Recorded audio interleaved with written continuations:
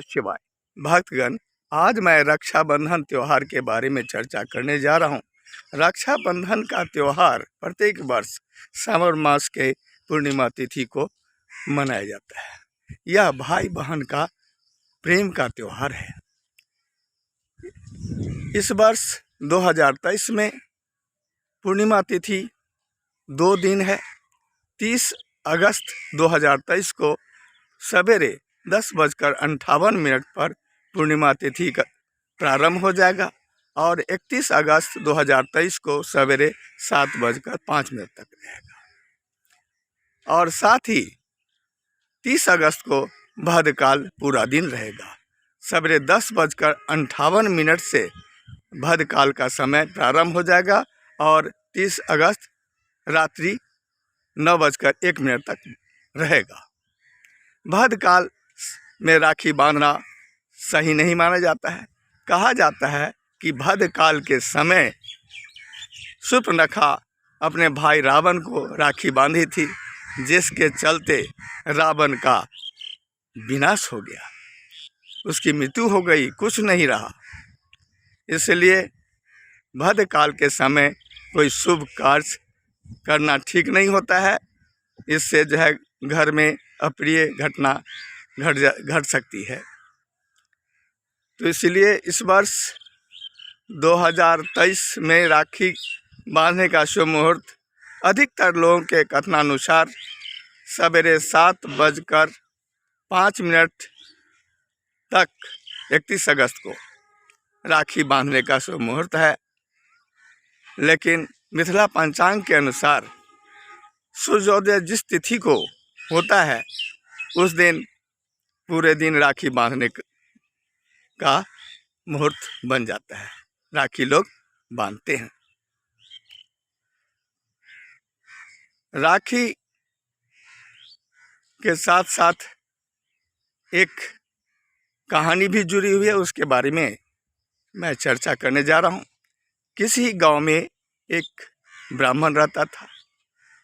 उसके 5 पुत्र थे, 1 पुत्री थी। सभी बच्चों का विवाह हो गया था। सावन मास में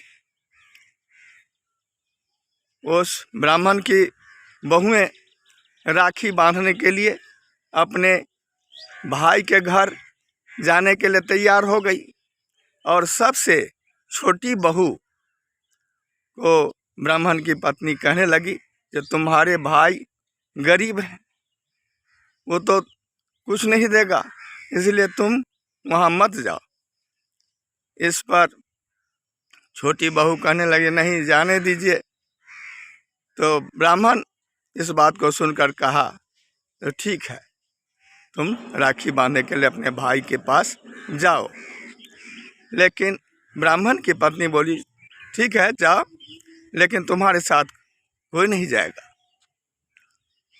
जब उस ब्राह्मण की छोटी बहू रास्ते में जा रही थी तो एक तालाब के पास में जा कर के रुक गई। प्यास लग गई तो पानी पी करके उस पेड़ के नीचे बैठ गई और मन में सोचने लगी, जो कैसे मैं अपने भाई के घर जाऊं, रास्ता भी वह भूल गई थी।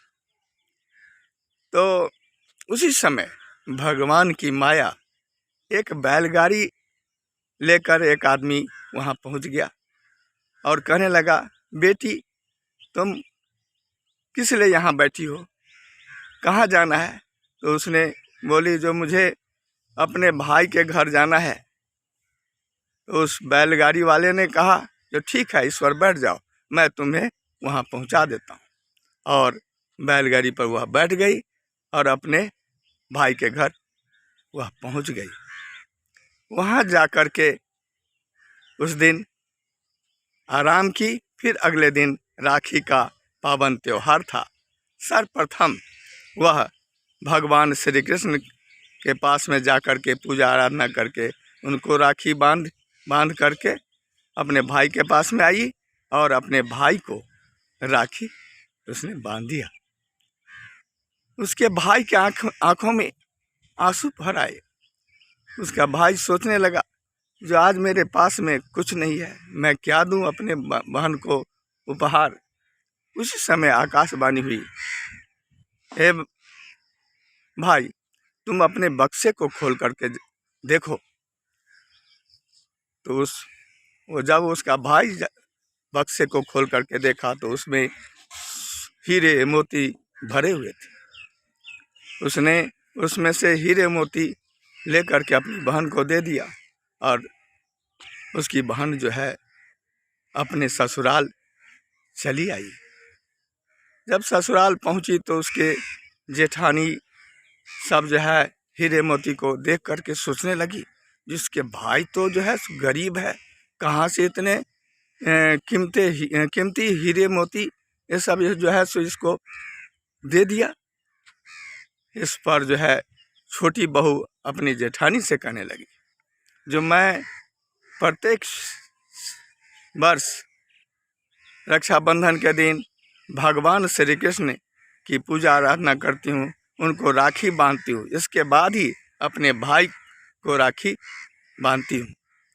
तो भगवान श्री कृष्ण की कृपा से हमारे भाई के घर में हीरे मोती सब कुछ भर गए और मेरे भाई हीरे मोती जो है उसमें से हमको दिए हैं।